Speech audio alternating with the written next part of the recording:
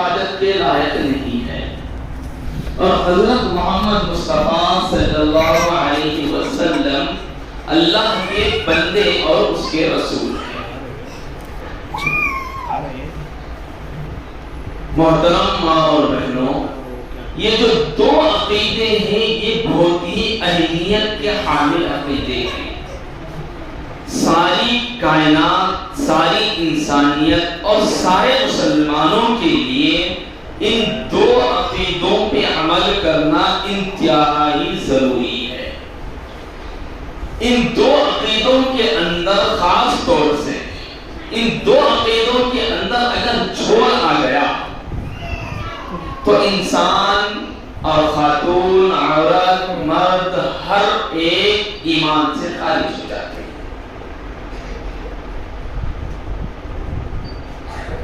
عقیدے توحید کے اندر ذرا برابر بھی اگر نقص آ گیا، ذرا برابر بھی خامی آ گئی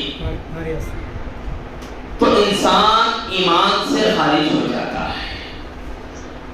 مثال کے طور پہ ہر چیز کی ایک بنیاد ہوتی ہے، ایک پلر ہوتا ہے۔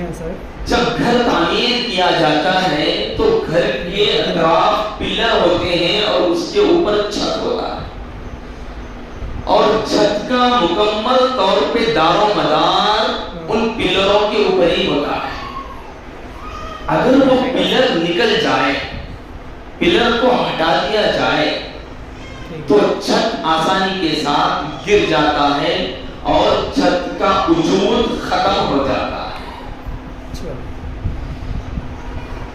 ان پلروں کے علاوہ گھر پہ دیواریں بھی لگی ہوئی رہتی، کلر بھی لگے ہوا رہتا، پردے بھی لگے ہوئے رہتے اور دیگر نمائش کی چیزیں بھی لگی ہوئی رہتی، لیکن چھت کا دار و مدار وہ ساری چیزوں پر نہیں ہے۔ چھت کا دار و مدار تو پلروں کے اوپر ہے، اگر پلر ہل گیا تو چھت گر گیا۔ تو اسی طرح ایمان کا جو دار و مدار ہے، ایمان کا جو پلر ہے وہ عقیدے توحید ہے۔ اس کے علاوہ بہت ساری چیزیں انسان کے وجود میں آتی ہے اور انسان کے ساتھ جڑی ہوئی رہتی ہے۔ وہ اصل چیز نہیں ہے بلکہ اسلام کے تابع وہ چیز ہو جاتی ہے، جیسا ٹوپی لگانا، ڈالی رکھنا، برقع پہننا، پردہ کرنا، یہ ساری چیزیں اس کے ماتحت میں آتی ہے۔ اگر عقیدہ خراب ہو گیا تو یہ ساری چیزیں کچھ فائدہ پہنچانے والی نہیں ہے۔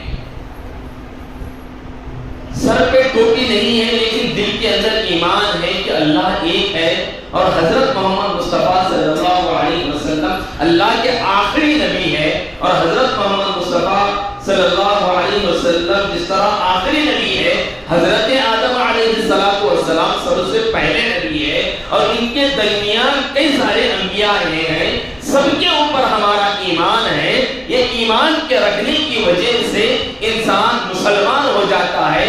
عارضی طور پہ ٹوپی کے نکل جانے سے انسان ایمان سے نہیں نکلتا۔ دل کا جو عقیدہ ہے اس عقیدے کے اندر نقص اگر آ گیا، کمی آ گئی تو انسان دائرہ اسلام سے نکل جاتا ہے۔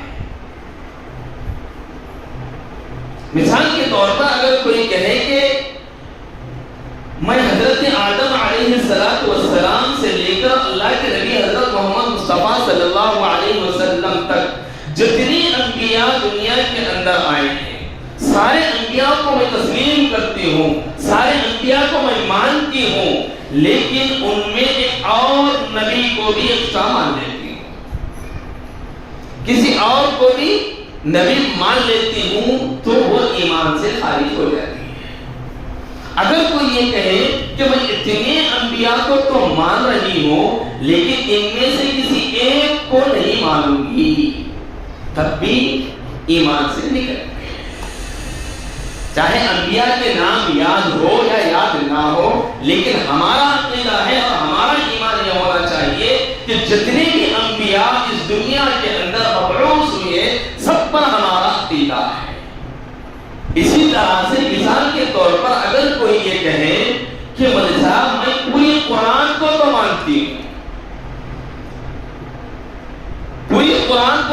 مانتی ہوں الحمدللہ سے لے کر والناس تک پوری قرآن کو تو مانتی ہوں، لیکن اخیر میں جو ایک آیت ہے، اخیر میں جو ایک آیت ہے، اس ایک آیت کو میں نہیں مانتی اگر کوئی بول دیے، جبکہ پوری قرآن کو مان رہے ہیں، پوری قرآن پہ ایمان ہے، لیکن اس میں سے کسی ایک آیت کے جھٹلا دینے سے بھی انسان ایمان سے نکل جاتا ہے۔ انسان ایمان سے کیا ہے؟ نکل جاتے ہیں صرف ایک آیت کا انکار کرنے سے۔ اسلام میں داخل ہونے کے لیے کئی ساری چیزوں کو ماننا پڑے گا، جیسے آمنت باللہ و ملائکتہ و کتبہ و رسلہ، میں ایمان لاتا ہوں، میں ایمان لاتی ہوں اللہ پہ، رسولوں پہ، کتابوں پہ، آخرت پہ، بعد الموت پہ، اور ہر اچھے اور برے کا فیصلہ اللہ کے ہاتھ میں۔ ان ساری چیزوں کو تسلیم کرنا ایمان کا نام ہے۔ اگر ان میں سے کسی ایک چیز کو بھی اگر چھوڑ دیے تو اسلام سے نکل جاتے ہیں۔ لہذا ایمان کا جو مسئلہ ہے میری محترم ماں اور بہنوں، بہت ہی نازک، بہت ہی چھوٹا اور نازک مسئلہ ہے۔ کسی ایک چیز کو انکار کرنے سے انسان دائرہ اسلام سے نکل جاتا ہے۔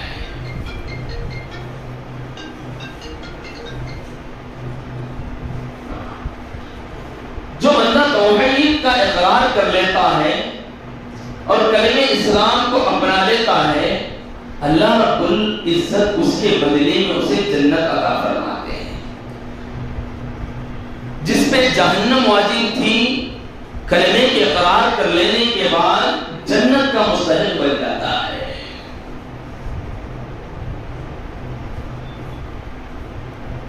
ایمان والے جو کام ہیں اس کے اوپر لاگو ہو جاتے ہیں، مسلمانوں کے جو کام ہیں اس کے اوپر لاگو ہو جاتے ہیں کلمہ اسلام کے پڑھ لینے کے بعد۔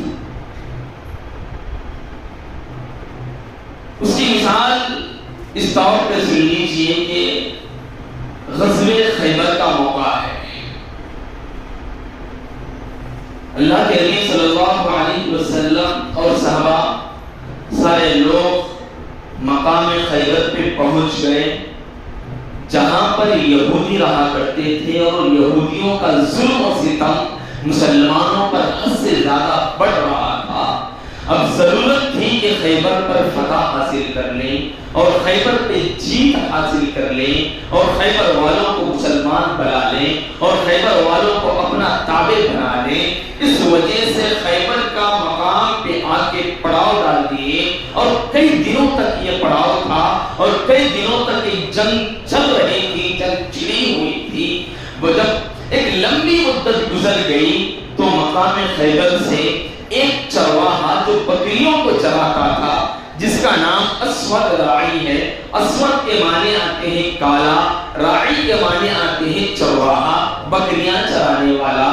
جب بکریاں چرانے والے حضرت اسود راعی خیبر سے باہر نکلے، ابھی وہ یہودی ہے، نکلنے کے بعد انہوں نے سوچا کہ یہ جو لوگ ہیں محمد صلی اللہ علیہ وسلم کے ساتھ، انہوں نے بہت دنوں سے یہاں پر پڑاؤ ڈالا ہے اور خیبر والوں کے ساتھ مقابلہ کر رہے ہیں، آخر ان کا منشا کیا ہے، آخر ان کی وجہ کیا ہے، یہ وجہ تو معلوم کر لیں، ان کا منشا تو معلوم کر لیں، پھر ان کی جو لڑائی ہے وہ لڑائی تو معلوم کر لیں، پھر ان کا جو نظریہ ہے اس نظریے کو بھی معلوم کر لیں، انہوں کیا مانتے ہیں، کس چیز کو مانتے ہیں، کس چیز پہ عمل کرتے ہیں، اس کو تو مان لیا جائے، اس کو تو سن لیا جائے۔ چنانچہ یہ سمجھ کر، یہ سوچ کر حضرت اسود راعی نے اس قافلے کے قریب بڑھنے لگے تو ایک قافلے کے باہر ایک شخص سے ملاقات ہوئی، ایک صحابی سے ملاقات ہوئی۔ ملاقات ہونے کے بعد اسود راعی نے پوچھا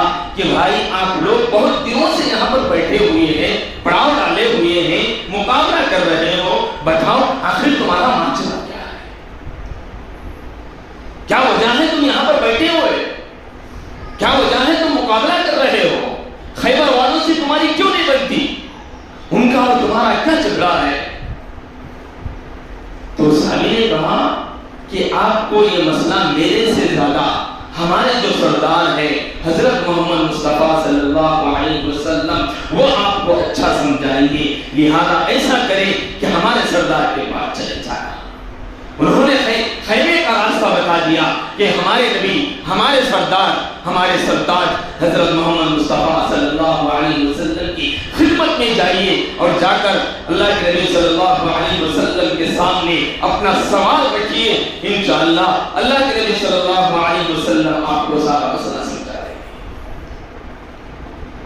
اسود العین نے سوچا کہ میں تو کمزور انسان ہوں، میں ایک چرواہا ہوں، بکریاں چرانے والا ہوں، میری کوئی حیثیت نہیں ہے، میرا کوئی اپنا کوئی مقام نہیں ہے، آج تک میں نے کسی سردار سے ملاقات نہیں کیا، میری اتنی حیثیت نہیں ہے کہ کسی سردار کے سامنے جا کر بیٹھ جاؤں، کسی بادشاہ کے سامنے جا کر بیٹھ جاؤں، میری تو اپنی کوئی حیثیت نہیں ہے کہ ایسے مسلمانوں کے جو سردار ہیں ان کے پاس میں کیسے جا سکتا۔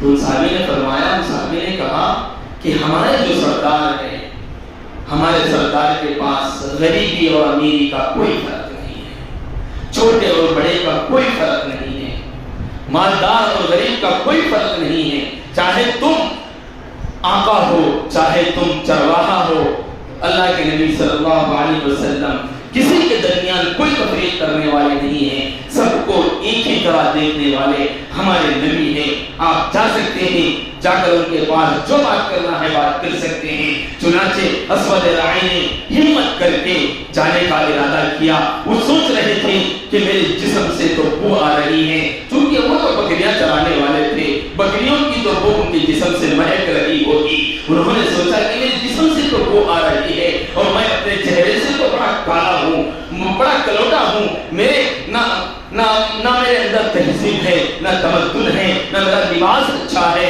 میرے اندر کچھ بھی نہیں ہے، کیسا جاؤں؟ لیکن ہمت کیا، ہمت کر بڑا کپ کپاتے ہوئے اللہ کے نبی صلی اللہ علیہ وسلم کے دربار میں حاضر ہو گئے، جا کر عرض کرنے لگے، یا رسول اللہ صلی اللہ علیہ وسلم، آپ کو میں نے دیکھا ہے، آپ کے قافلے کو میں نے دیکھا ہے، بہت دنوں سے آپ یہاں پر پڑاؤ ڈالے ہوئے ہیں اور آپ کا مقابلہ چل رہا ہے، بتاؤ آپ کا معاملہ کیا ہے، کس وجہ سے مقابلہ چل رہا ہے، خیبر والوں کی اور تمہاری کیوں نہیں جم رہی ہے؟ اللہ کے نبی صلی اللہ علیہ وسلم نے اسے تفصیل کے ساتھ توحید سمجھا دی ہے، عقیدہ توحید سمجھا دی ہے تفصیل کے ساتھ، کہ ہمارا ایمان ہے، ہمارا عقیدہ ہے کہ اللہ رب العزت کے علاوہ کوئی معبود نہیں ہے، کسی کی ہم پرستش نہیں کرتے، کسی کی ہم پوجا نہیں کرتے، کسی سے ہم کچھ نہیں مانگتے، ہمارا خالق ہمارا مالک صرف اللہ ہے، یہ ہمارا عقیدہ ہے۔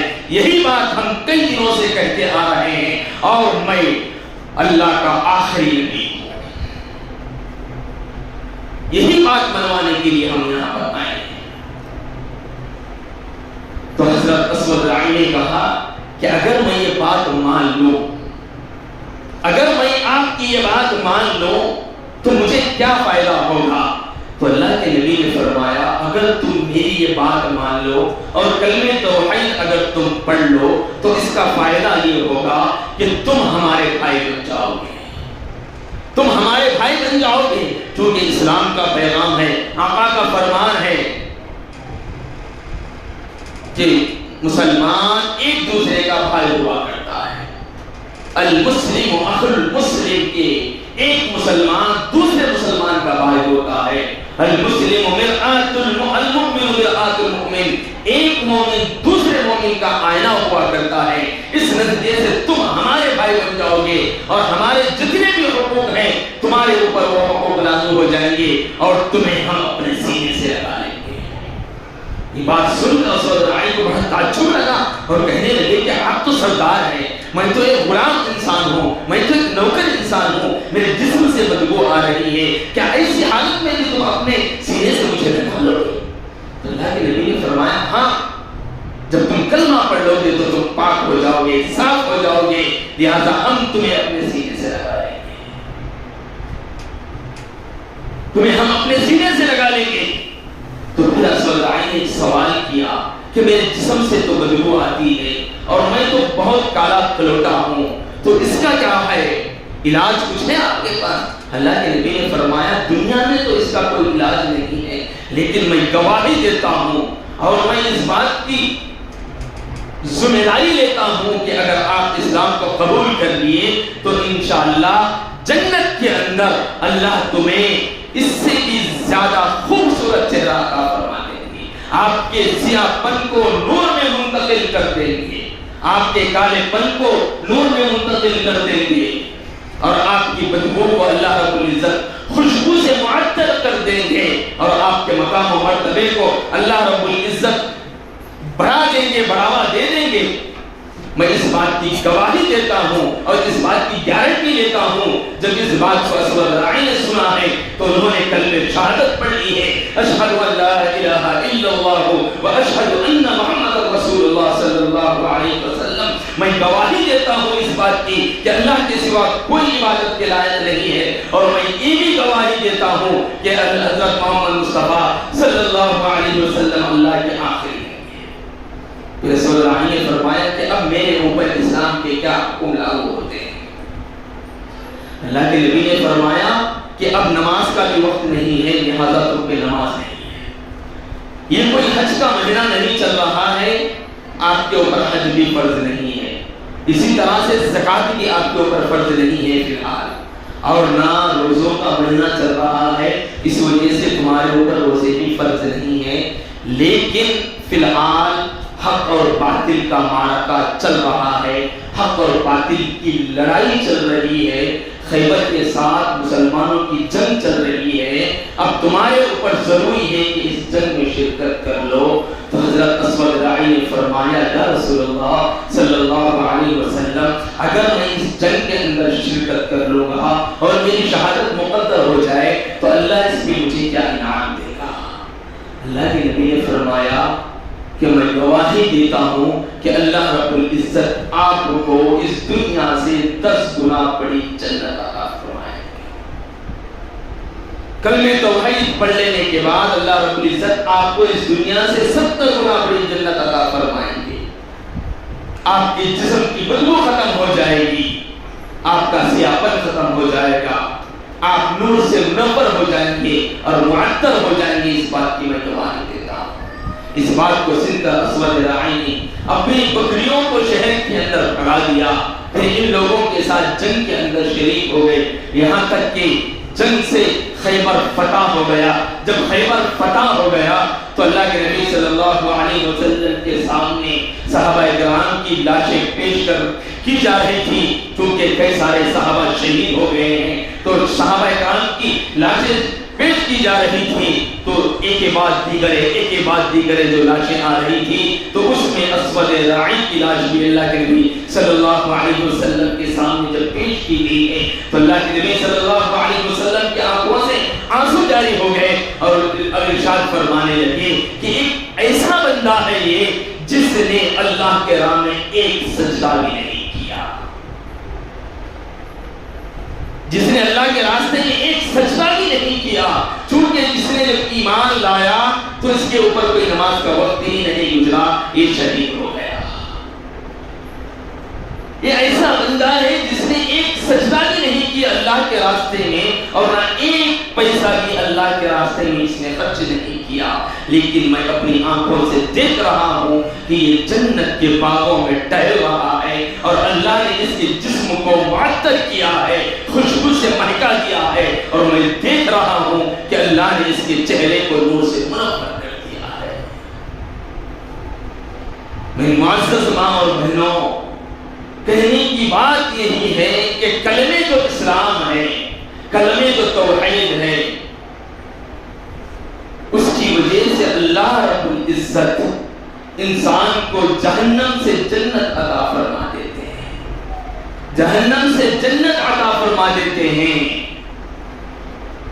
اور اس کے گناہوں کو معاف کر دیتے ہیں. تو ہمارا جو عقیدہ ہے کلمہ اسلام, کلمہ توحید, اس پہ ہم کو مضبوطی سے تھامے رہنا چاہیے, مضبوطی کے ساتھ اس پہ پکڑے رہنا چاہیے.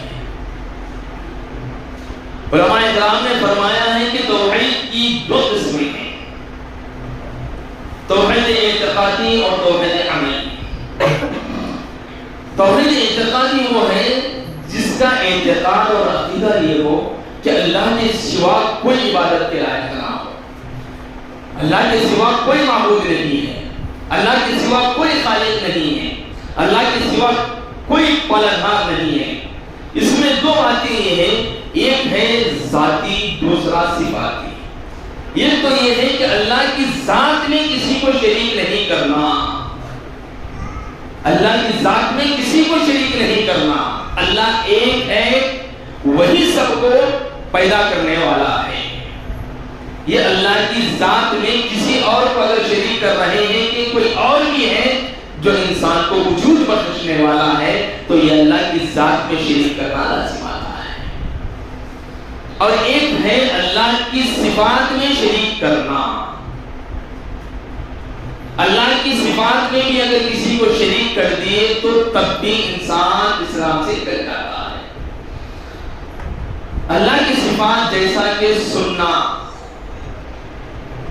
رزق کا دینا، اولاد کا دینا، خوشیوں کا دینا،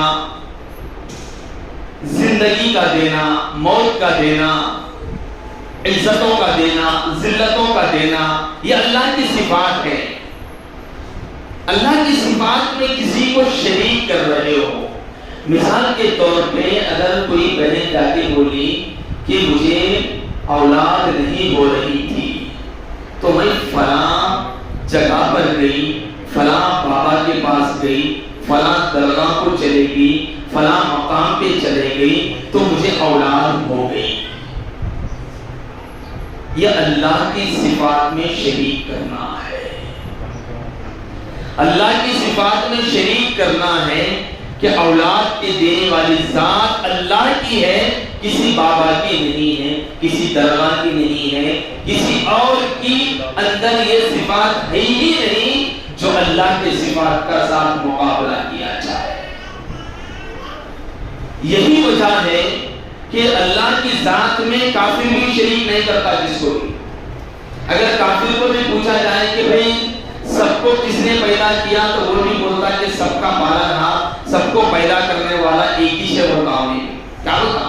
سب کو پیدا کرنے والا ایک ہی شے، انہیں پیدا کرا سب کو۔ تم اللہ بولتے ہیں، بھگوان بولتے ہو، یہ تک فرق ہوتا، لیکن پیدا کرنے والا تو انہیں شے ہوتا۔ لیکن پھر بھی انہیں کیا کر رہا؟ اولاد ہونا ہے تو کسی اور مورتی کی پوجا کر رہا، رزق ہونا ہے تو کسی اور کی پوجا کر رہا، گھر میں برکت ہونا ہے تو کسی اور کی پوجا کر رہا، گھر کے جھگڑے ختم ہونا ہے تو کسی اور کی پوجا کر رہا، بچے اچھا پڑھنا بول کے کسی اور کی پوجا کر رہا، بچہ ایگزام میں پاس ہونا بول کے کسی اور کی پوجا کر لے رہا، کسی اور کو مان لے رہا۔ فرق کیا ہے؟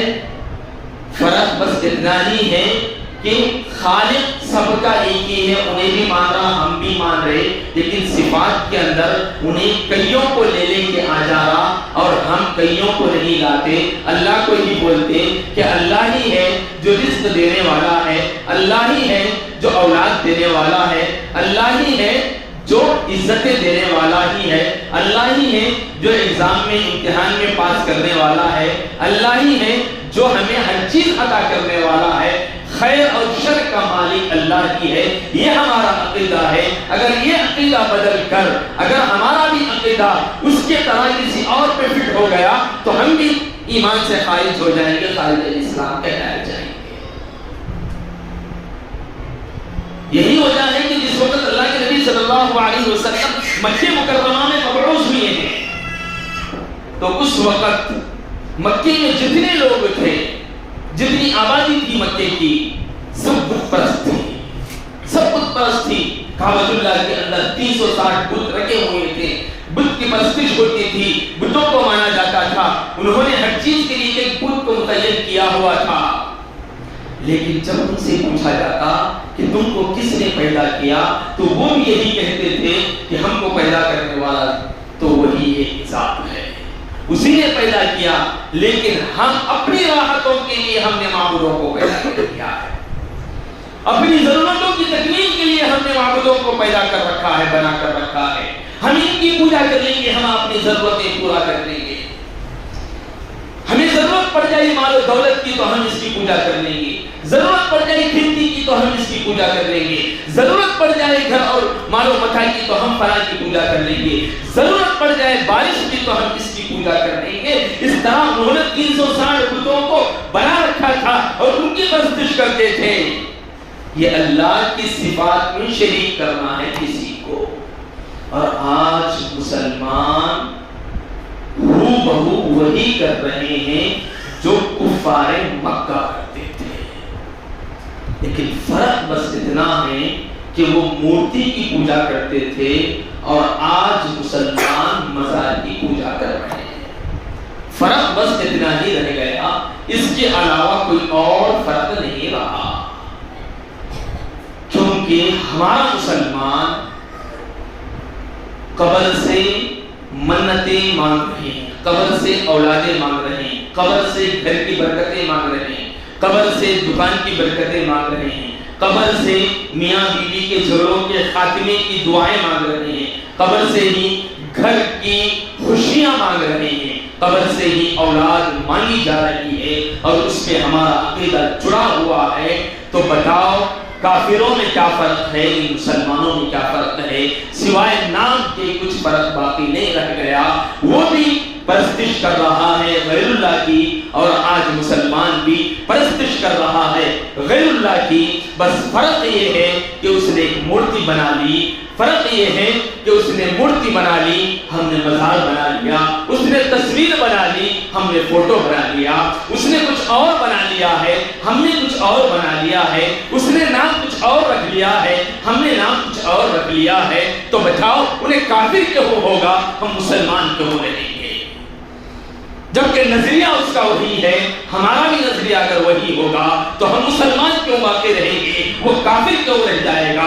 اگر وہ کافر ہے تو ہم بھی کافر ہوں گے، اگر وہ مسلمان ہے تو ہم بھی مسلمان رہیں گے، کیونکہ عمل دونوں کا برابر لگ رہا ہے۔ جب عمل دونوں کا برابر ہے تو فیصلہ بھی دونوں کا برابر نہیں ہوگا۔ یہ بات یاد رکھیں مسلمان بھائیوں اور بہنوں، ہم سمجھ رہے ہیں کہ ہم مسلمانوں کے گھروں میں پیدا ہو گئے لہذا ہم مسلمان ہو گئے، مسلمانوں کے محلے میں رہتے ہیں لہذا ہم مسلمان بن گئے، ہم جب مریں گے تو مسلمانوں کے قبرستان میں ہمیں دفن کیا جائے گا تو بس ہم مسلمان ہو گئے۔ بس یہی رہ گیا، اس کے علاوہ کسی اور چیز کو ہم اسلام سمجھ رہے ہی نہیں ہے۔ ہم سمجھ رہے ہیں کہ اسلام برقع پہننے کا نام ہے، ہم سمجھ رہے ہیں کہ اسلام مسلمانوں کے محلے میں رہنا ہے، ہم سمجھ رہے ہیں کہ اسلام مسلمانوں کے قبرستان میں دفن ہو رہا ہے، ہم سمجھ رہے ہیں کہ اسلام مسلمانوں کے گھروں کے اندر پیدا ہونا ہے، ہم سمجھ رہے ہیں کہ مسلمانوں کے ساتھ رہیں گے تو ہم مسلمان سمجھے جائیں گے، ہم سمجھ رہے ہیں کہ مسلمانوں کا نام ہم رکھ لیا ہے لہذا ہم مسلمان بن گئے ہیں۔ مسلمانوں کا نام رکھ لینے سے مسلمان نہیں ہوتے، مسلمانوں کی تہذیب اختیار کر لینے سے مسلمان نہیں ہو جاتے، مسلمانوں کے قبرستان میں دفن کر لینے سے مسلمان نہیں ہوتے، جب تک کہ عقیدہ درست نہ ہو جائے دل کا تب تک مسلمان نہیں ہوتے۔ اور عقیدہ سب سے اہم جو عقیدہ ہے وہ عقیدہ ہے لا الہ الا اللہ محمد رسول اللہ کا۔ یہ عقیدہ ہے کہ اللہ کے سوا کوئی عبادت کے لائق نہیں ہے، محمد رسول اللہ صلی اللہ علیہ وسلم یہ اللہ کے آخری نبی ہے، آخری رسول ہے، ان کے بعد کوئی اور نبی پیدا ہونے والے نہیں ہے۔ یہ ہمارا عقیدہ ہونا چاہیے۔ اگر اس کے علاوہ غیروں کے عقیدے کے ساتھ ہماری اگر مشابہت ہو جائے گی تو ہم دائرے اسلام سے نکل جائیں گے، بس نام مسلمانوں کا باقی رہ جائے گا، باقی کچھ بھی نہیں رہے گا۔ یہی وجہ ہے کہ اللہ کے نبی صلی اللہ علیہ وسلم نے ارشاد فرمایا اپنے صحابہ سے کہ ایک دور آئے گا کہ جس دور کے اندر مسجدیں بھری ہوئی رہے گی، مسجدیں بھری ہوئی رہے گی نمازیوں سے، مسجدیں بھری ہوئی رہے گی مصلیوں سے، نماز پڑھنے والوں سے، لیکن ان میں سے ایک بھی مسلمان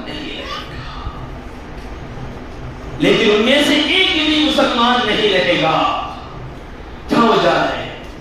وجہ یہی ہے کہ پیدا تو مسلمانوں کے گھروں میں پیدا ہو رہے، نام تو مسلمانوں کا رکھ لے رہے اور ضرورت پڑ گئی لوگ نماز پڑھ رہے تو ہم بھی ان کے ساتھ پڑھ لے رہے کبھی کبھار، تو ہم سمجھ جا رہے کہ ہم مسلمان ہو گئے۔ جب بات عقیدے کی آتی ہے، جب بات کسی حالات کی آتی ہے تو اس وقت ہم پھسل جاتے ہیں اور کہتے ہیں کہ ہم اب بھی مسلمان ہے ہوتے ہیں۔ تب بھی کیسا مسلمان رہتے تم لوگ؟ حالات آ گئے تو پھسل جا رہے ہیں، مشکلات آ رہے تو پھسل جا رہے ہیں۔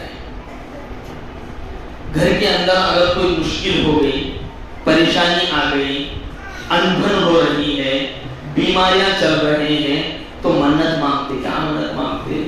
اگر اچھا ہو گیا میرا بچہ تو میں 5 بکروں کی نیاز کرتی۔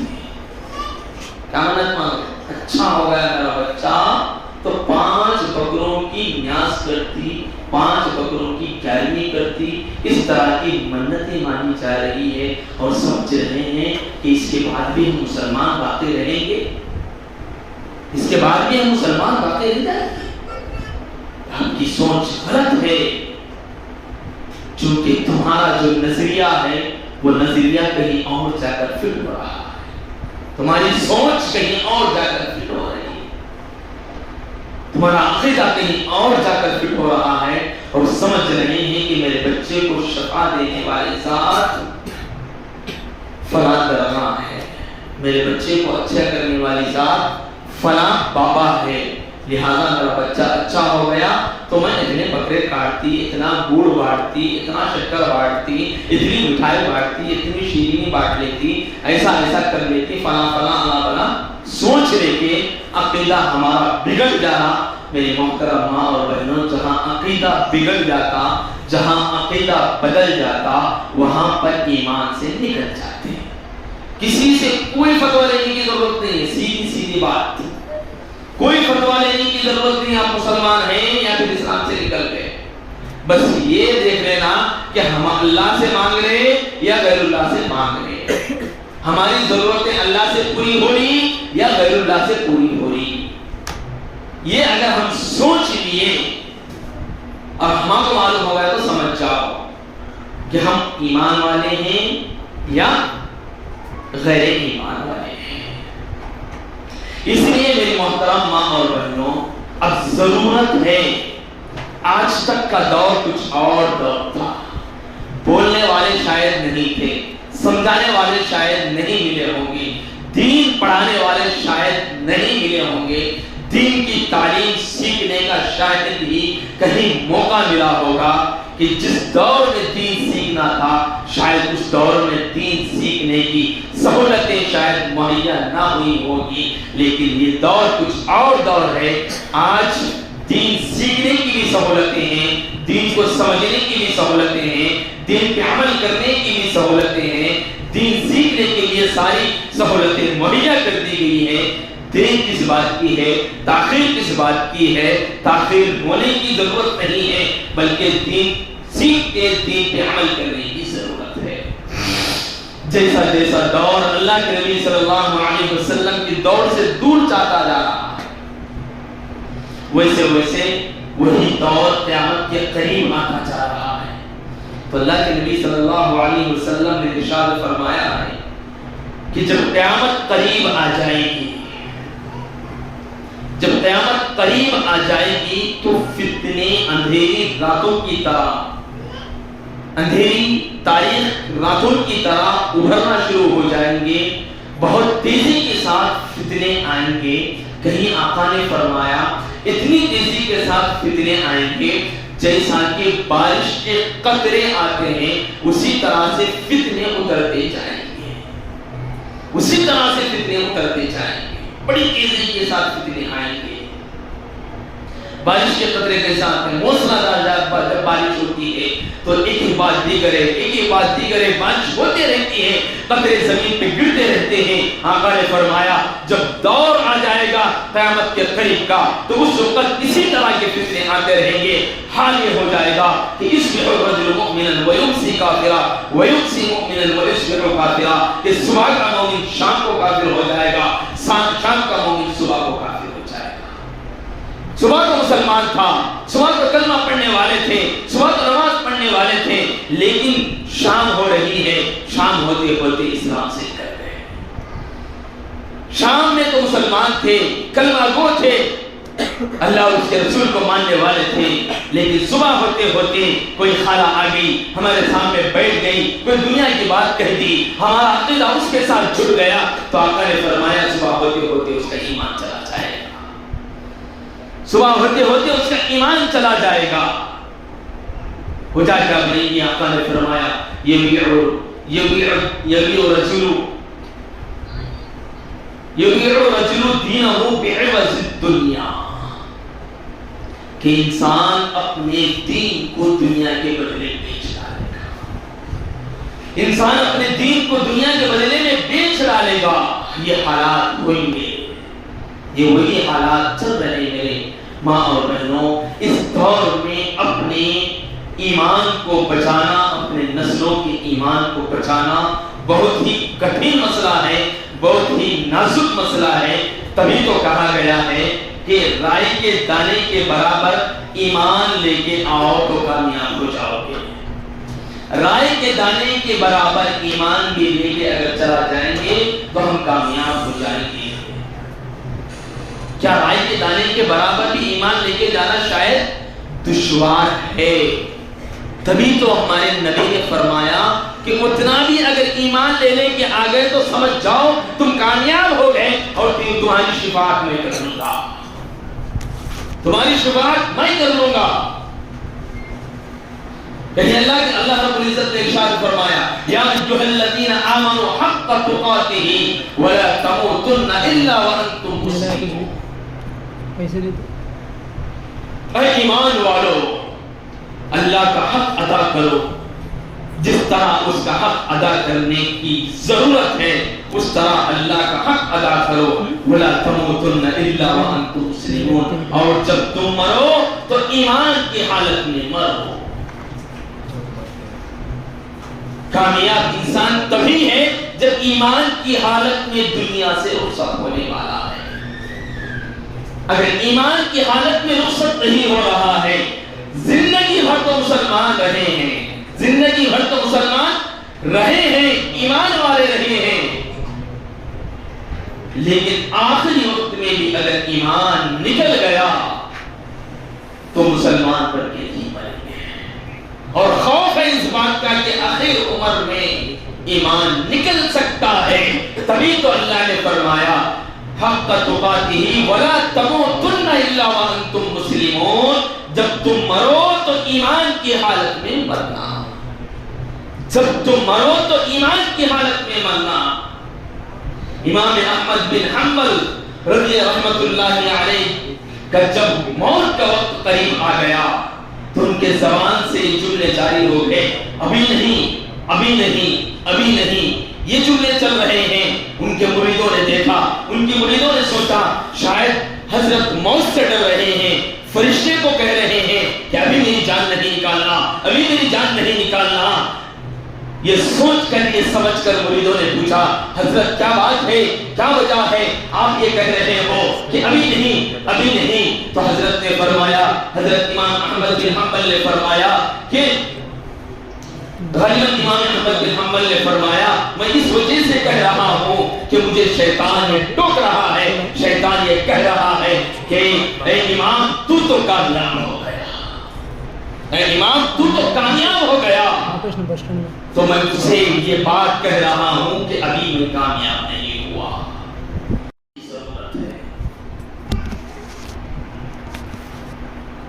کیونکہ ایمان بہت قیمتی چیز ہے۔ آپ نے دیکھا ہوگا دنیا کے حالات میں، دنیا میں جو چیز جتنی قیمتی ہوتی ہے اس کے اتنے ہی زیادہ چور ہوتے ہیں، اور ہمارا ایمان تو اتنا قیمتی ہے، اتنا قیمتی ہے، اگر کوئی آ کر یہ کہہ دے کہ ہم تمہیں 1 کروڑ روپے دے دیں گے، بتاؤ تم اپنا ایمان دے دو گے؟ تم اپنا ایمان دے دو گے؟ تو خدا کی قسم نے کہہ دینا کہ ہمارا ایمان اتنا قیمتی ہے، اتنا قیمتی ہے کہ 1 کروڑ نہیں بلکہ 1 دنیا بھی لا کے دے دو گے، 1 دنیا نہیں بلکہ اس طرح کی 100 دنیا بھی لا کر ہمارے قدموں میں ڈال دو گے، تو خدا کی قسم ہمارا ایمان اتنا قیمتی ہے کہ ہم اپنے ایمان کا 1 جز بھی نہیں دے سکتے۔ اتنا قیمتی ہمارا ایمان ہے، اور جو چیز جتنی قیمتی ہوتی ہے اتنی ہی زیادہ چور ہوا کرتے ہیں۔ آپ نے دنیا کی حالتوں میں دیکھا ہوگا کہ گھر کے اندر سونا رکھا ہوا ہے، پیسے رکھے ہوئے ہیں، زیورات رکھے ہوئے ہیں، روپیہ پیسہ رکھا ہوا ہے، تو میں ماں بہنوں سے پوچھتا ہوں کہ آپ لوگ وہ سونا چاندی کہاں رکھتے تھے؟ حال میں ایسے ہی رکھتے تھے؟ نہیں رکھتے نا، بلکہ کہاں رکھتے؟ حال کے اندر ایک بیڈ روم رہتا، اس میں بھی کہاں رکھتے؟ الماری رہتی، الماری میں بھی ایسے نہیں رکھتے تھے، الماری کے اندر ایک لاکر رہتا، پھر اس لاکر کے اندر بھی اور ایک لاکر رہتا، اس کے اندر اس کو چھپا کے رکھتے تھے۔ وہاں تک جاتا چور نہیں جاتا نا، اتنا اندر چھپا کے رکھنے کی وجہ کیا ہے؟ کیوں؟ اس لیے کہ کہیں چور کی نگاہ اس پہ پڑنا چاہے، کہیں میرا یہ مال جو قیمتی زیور ہے، میرا یہ جو مال قیمتی زیور ہے، شادیوں میں جانا ہے تو پہن کے جانا ہے، سنور کے جانا ہے، چاروں میں فخر کر لینا ہے کہ میرے پاس اتنا زیور ہے، اگر چوری ہو گیا تو میں کہاں بتا لے سکتی ہوں؟ ساری چیزیں نہیں بتا لے سکتی نا، تو اسی لیے اس کو سنبھال کے رکھتے اندر۔ چوری ہو گیا تو پریشانی ہے، ڈالے نہیں سکتے، اگر زیور نہیں رہا تو شادی کی دعوت مس کرنا پڑتا، چھوڑ دینا پڑتا، اس لیے اس کو سنبھال کے رکھتے۔ کیوں؟ اس لیے کہ وہ چوری نہ ہو جائے، اگر چوری ہو گیا تو گھر والے پھر خرید کے بھی نہیں دیتے، دلاتے بھی نہیں، اس وجہ سے سنبھال کے رکھتے ہیں۔ رکھتے تو میری ماں اور بہنوں ایمان اس سے کئی گنا زیادہ قیمتی ہے، ایمان اس سے کئی گنا زیادہ قیمتی ہے۔ جب ایمان اتنا قیمتی ہے تو بتاؤ اس کے کتنے چور ہوں گے، اس کے کتنے چور ہوں گے، اس کے تو ہزاروں لاکھوں میں چورا پیدا ہو گئے۔ تبھی تو اللہ کے نبی صلی اللہ علیہ وسلم نے ارشاد فرمایا سيكون في أمتي 30 كذابون كلهم يزعم أنه نبي وأنا خاتم النبيين لا نبي بعدي، کہ ان قریب میری امت میں 30 ایسے جھوٹے پیدا ہوں گے جو نبوت کا دعویٰ کرنے والے ہوں گے، ایسے 30 جھوٹے پیدا ہوں گے جو نبوت کا دعویٰ کرنے والے ہوں گے۔ حقیقت یہ ہے کہ میں آخری نبی ہوں، میرے بعد کوئی نبی آنے والا نہیں ہے، کوئی نبی کو مبعوث نہیں کیا جائے گا۔ یہ طے ہے کہ قیامت جب قریب ہوتے چلے جائے گی تو فتنے آتے رہیں گے اور امت مسلمہ کی ایمان کو کچلتے چلے جائیں گے۔ کہیں خارجی فتنے کام کر رہے تو کہیں داخلی فتنے کام کر رہے، کہیں فتنے ایمان کا لیبل لگا کے کام کر رہے کہ ہم بھی مسلمان ہیں، ہم پکے مسلمان ہیں، آ جاؤ۔ کہیں فتنے ہم مسلمان نہیں ہیں لیکن تمہارے مذہب سے زیادہ ہمارا مذہب اچھا ہے لہذا تم آ جاؤ، ایسی بھی محنت ہوئی اور ہماری کئی ساری جوان بچیاں اسلام کو چھوڑ کے غیر مذہب کو اختیار کر رہی ہے۔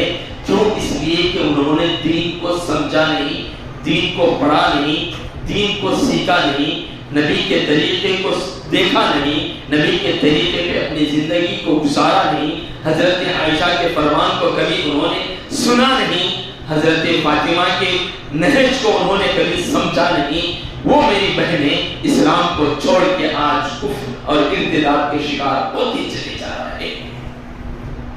کیوں؟ اس لیے کہ انہیں مذہب اسلام سے زیادہ دوسرا مذہب پسند آنے لگ گیا ہے، مذہب اسلام سے زیادہ کوئی اور مذہب اچھا سمجھ میں آنے لگ گیا ہے۔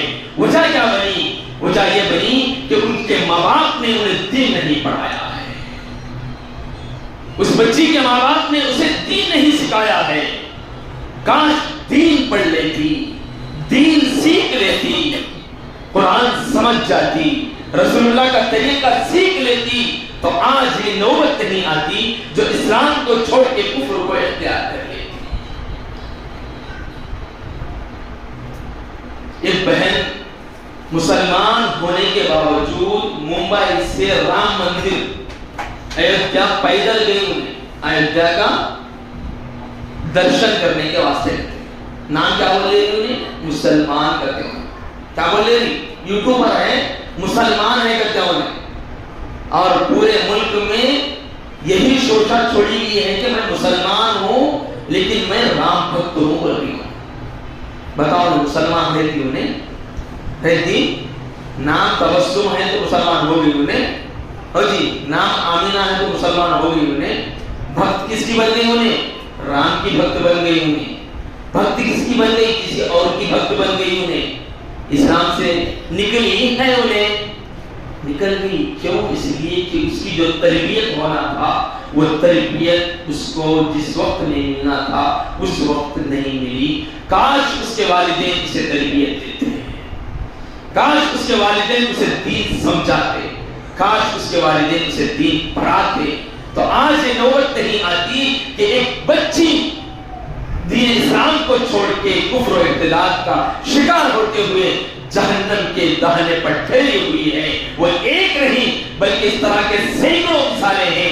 آج جو امت مسلمہ کی ماں اور بہنیں دائرے اسلام سے نکل کر کفر اور ارتداد کے دہنے پہ ٹھہری ہوئی ہیں اور جہنم کا منہ دیکھنے پہ مجبور ہوتی چلی جا رہی ہے, وجہ یہی بن رہی ہے کہ انہوں نے نہ دین کو سمجھا ہے, نہ دین کو پڑھا ہے, نہ دین پہ عمل کر رہے ہیں. اگر وہ دین پہ عمل کرنے والے بنتے, دین کو سیکھنے والے بنتے, تو آج وہ نوبت نہیں آتی. یہ تو غیر مذہب مسلمانوں پہ ٹارگٹ کر کے امت مسلمہ کے بہنوں کو ارتداد کا شکار بنا رہا ہے. اس میں سینکڑوں نوجوان لڑکیاں ارتداد کی شکار ہو چکی ہے اور ہوتی آ رہی ہے. غیروں کے گھروں میں اپنی زندگی بسر کر رہی ہے. وجہ کیا بن رہی ہے کہ وجہ انہوں نے دین نہیں سیکھا. کہیں داخلے کتنے کام کر رہے ہیں کہ اپنے آپ کو مسلمان بول رہے ہیں. کیا بول رہے ہیں؟ مسلمان بول رہے ہیں. اور ہمیش پکے مسلمان بول رہے ہیں. بولنے کے کیا کر رہے ہیں؟ تم کو اسلام سے نکال رہے ہیں. اس طرح کے کئی سارے فتنے آ گئے. انٹرنیٹ پہ چل رہے وہ فتنے. جو بہنا انٹرنیٹ چلاتے, فونا دیکھتے, ان لوگوں کو فتنے دکھتے رہتے اور ان کے باتیں بھی اچھے سمجھ میں آتی. لیکن جب اس طرح کی کوئی دین میں نئی بات سمجھ میں آ رہی ہے تو اس وقت تم اپنے علاقے کے علماء سے رجوع ہونا اور معلوم کر لینا, جو بازی پڑھی لکھی ہیں ان سے رجوع ہونا, ان سے معلوم کر لینا کہ یہ دین کا کوئی جز ہے. یہ جو بات کہی جا رہی ہے کیا حقیقت میں مسلمانوں کے لیے صحیح ہے یا غلط بات ہے. اس سلسلے میں جانکاری کر لینے کی ضرورت ہے اور سیکھ لینے کی ضرورت ہے, سمجھ لینے کی ضرورت ہے, اور دین اسلام پہ چلنے کے لیے راستہ ہموار ہو جاتا ہے. میری ماں اور بہنوں, معزز ماں اور بہنوں, اس طرح کے کئی سارے فتنے آج ابھرے ہوئے ہیں جو امت مسلمہ کی ایمان کو خراب کرنے پہ تلے ہوئے ہیں. ان فتنوں سے اپنے آپ کو اور اپنے نسلوں کو بچانے کے لیے بس ایک ہی طریقہ بچ گیا ہے. وہ طریقہ یہ ہے کہ ہم اپنے نسلوں کو دین پڑھائیں. اگر آج دین نہیں پڑھائے سمجھو اور امید رکھ رہے کہ میرا بچہ مسلمان بن کے ہی جیے گا, مسلمان بن کے ہی جیے گی اور مسلمان بن کے ہی مرے گی, اگر یہ امید کر رہے ہیں تو آپ کی یہ امید غلط ثابت ہوگی. کیوں؟ اس لیے کہ تم بیج تو نیم کا ڈال رہے ہو زمین کے اندر, امید کر رہے ہو کہ امرود کا پھل مجھے مل جائے, تو یہ قیامت تک کبھی ممکن ہونے والا نہیں. زمین میں کیا ڈال رہے؟ نیم کا بیج ڈال رہے, تو جھاڑ کس کا اٹھے گا؟ نیم کا جو اٹھتا, امرود کا اٹھتا نہیں اٹھتا, نہ امرود کا تو نہیں اٹھنے والا ہے. اگر آج ہم بچے کو دین نہیں پڑھا کے امید کر رہے کہ میرا بچہ اچھا بنے گا, میری بچی اچھی بنے گی, میری بچی لاکھوں میں ایک رہے گی, تو یہ قیامت تک بھی ممکن نہیں ہے. اگر بچی کو اچھا بنانا چاہتے, بچے کو اچھا بنانا چاہتے, نسلوں کو اگر سنوارنا چاہتے, نسلوں کو اگر دین پہ برقرار رکھنا چاہتے ہو, تو آج اپنے بچوں کو دین سکھاؤ, دین پڑھاؤ، نبی کا طریقہ بتاؤ، حضرت عائشہ کی سیرت سمجھاؤ، حضرت فاطمہ کا طریقہ سکھاؤ، صحابیات کا طریقہ بتاؤ، امہات المؤمنات کا طریقہ بتاؤ، تب جا کے وہ ان طریقوں کو اپنائے گی تو کامیاب زندگی گزارے گی۔ اگر وہ طریقہ نہیں بتاؤ گے تو اس کے سامنے سینکڑوں طریقے پڑے ہوئے ہیں جو سیریلوں میں ہیں، جو فلموں میں ہیں، جو ڈراموں میں ہیں، وہ طریقے ہماری بہن دیکھ رہی ہے تو انہی طریقوں پر عمل کرے گی یا پھر دین کے طریقوں پر عمل کرے گی۔ اگر دینی طریقہ نہیں ملے گا، صحابیات کا منہج نہیں ملے گا تو دوسروں کا منہج تو اس کے سامنے ہے، دوسروں کا طریقہ تو اس کے سامنے ہے، دوسروں کا لباس تو اس کے سامنے ہے، دوسروں کا چہرہ تو اس کے سامنے ہے، دشمنان اسلام کے طریقہ تو اس کے سامنے ہے۔ اسی طریقے کو اپنائے گی تو کیا خاص مسلمان باقی رہے گی؟